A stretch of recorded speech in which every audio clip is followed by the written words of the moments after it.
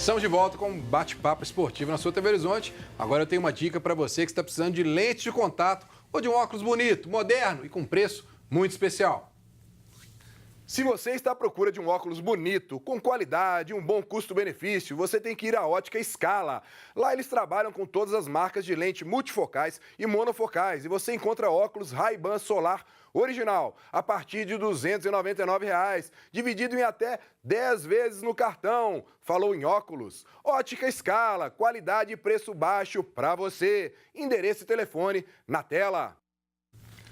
Pessoal, a Ótica Scala está com uma promoção especial para você. Óculos Ray-Ban de R$ 420 por R$ 390. Divide em até 6 vezes sem juros no cartão. Passe lá e adquira o seu. Avenida do Contorno, 9636, no Barro Preto. Agora vamos falar do Cruzeiro.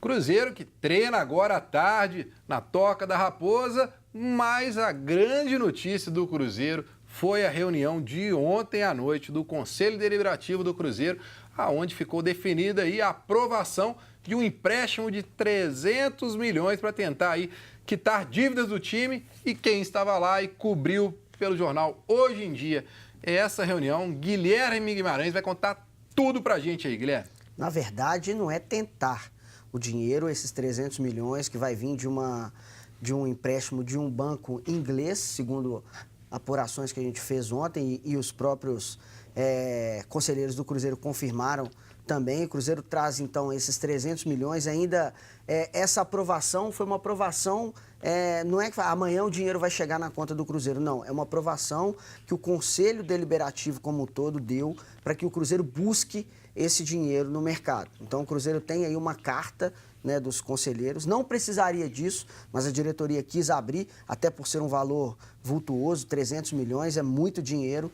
Quis discutir essa questão com o Conselho Deliberativo. O Cruzeiro, então, deve trazer aí esse empréstimo de 300 milhões para pagar dívidas urgentes. Essas dívidas urgentes do Cruzeiro hoje, contando os juros, ela bate a casa dos 400 milhões de reais. Então, o Cruzeiro tendo 300 milhões para fazer negociação, consegue barganhar para diminuir esses juros. A dívida do Cruzeiro sem juros, ela é 290 milhões de reais. Dívidas urgentes. Quais são essas dívidas urgentes e que estão sendo executadas neste ano? As que os clubes cobraram na FIFA, então tem a questão do Tigres, do próprio Defensor, lembrando que o Cruzeiro tentou aí negociar quando o Flamengo, contratou a Arrascaeta, para que a dívida do Defensor fosse envolvida na negociação, não conseguiu. Então o Cruzeiro tem que pagar essas dívidas que estão sendo cobradas na FIFA.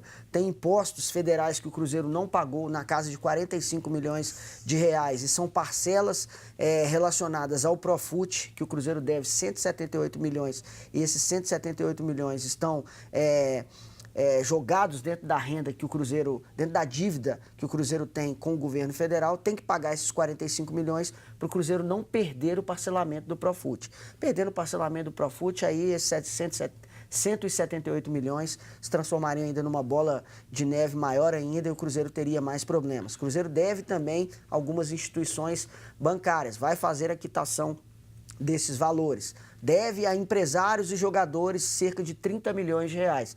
Então essa dívida aí que bate aí a casa dos 300 milhões, o Conselho Deliberativo conseguiu aí da diretoria do Cruzeiro que esse valor seja integralmente usado para quitar as dívidas do clube. Antes da gente pegar aqui a opinião do Fred e do Luciano, só uma coisa para esclarecer.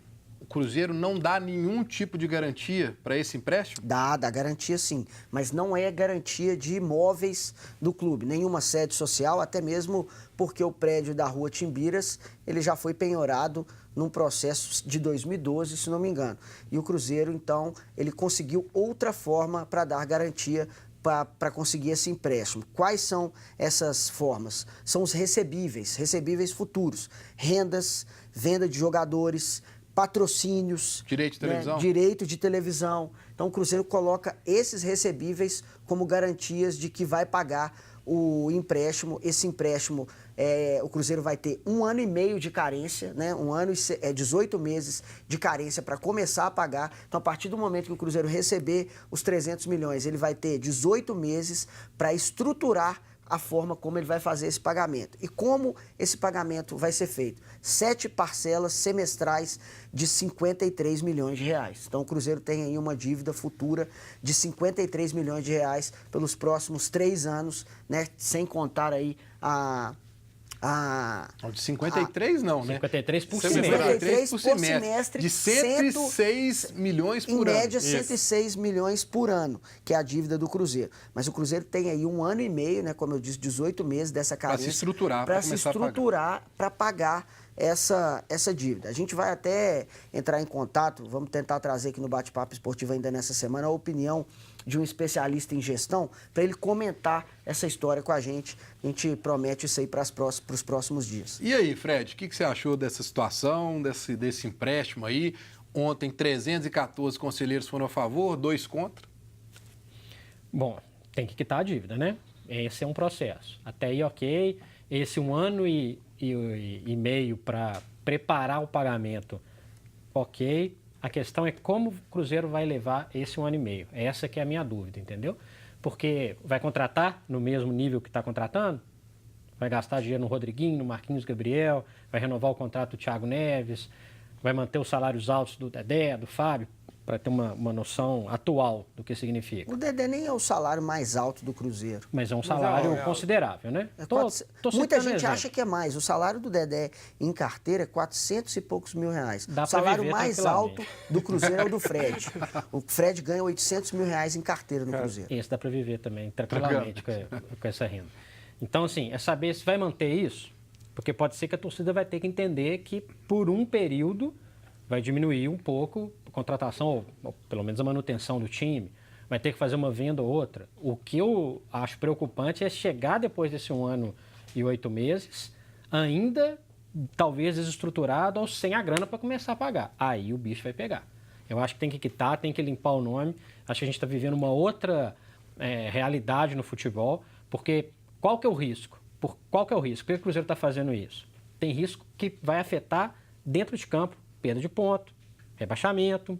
Não é brinquedo. Acabou aquela onda de pago quando der, aí pega o jogador emprestado aqui, pega o dinheiro daqui, devolve para o outro, vende, o cara não paga quem que ele pegou emprestado. Isso está acabando. Isso serve não só para o Cruzeiro, como serve para todos os clubes. A questão é preparar esse 1 ano e meio direito e fazer a torcida entender esse processo de transição. Ô, Breno, antes do Luciano comentar, o Cruzeiro toma essa atitude porque há uma previsão de que, se não houvesse nenhuma tratativa em relação a essa dívida, que em 2023 o Cruzeiro chegaria a 1 bilhão e 100 mil. 1 bilhão e 100 milhões, né, de reais em dívidas. É muita coisa. É muita coisa. Então, por isso que o Cruzeiro fez esse tipo de operação. Agora, Luciano, o que fica, né, a preocupação é que, tudo bem, vai apagar um incêndio agora, mas e no futuro? Será que lá no futuro, porque a gente está falando de 53 milhões por semestre, é uma grana, né? Você ainda brincou comigo aqui, ó, antes do programa. Vai ter que ganhar uma Copa do Brasil por ano para poder pagar, porque é praticamente uma premiação de Copa do Brasil. Ô, Breno, responsabilidade é a palavra, tranquilidade também nesse momento. A torcida tem que entender e a diretoria tem que ser responsável. Não adianta ficar contratando grandes atletas com salários astronômicos, sendo que tem várias dívidas pela frente. Então, a partir de agora, responsabilidade mais do que nunca para não ficar empurrando também para outras diretorias. É preciso ter essa responsabilidade nas questões financeiras. E outra coisa, Breno, é preciso revelar mais. O Cruzeiro tem revelado muito pouco. Revelações, jogadores da base, são retornos tanto dentro de campo, em determinado momento, e depois são retornos financeiros. Então, o Cruzeiro precisa revelar mais, como o Grêmio fez com o Arthur, o Vasco faz toda vez para se livrar de dívidas. Então, é preciso também o Cruzeiro revelar mais jogadores para ter retorno financeiro dentro do clube. E é importante, só um negócio, só para fechar, é importante ter clareza com o torcedor.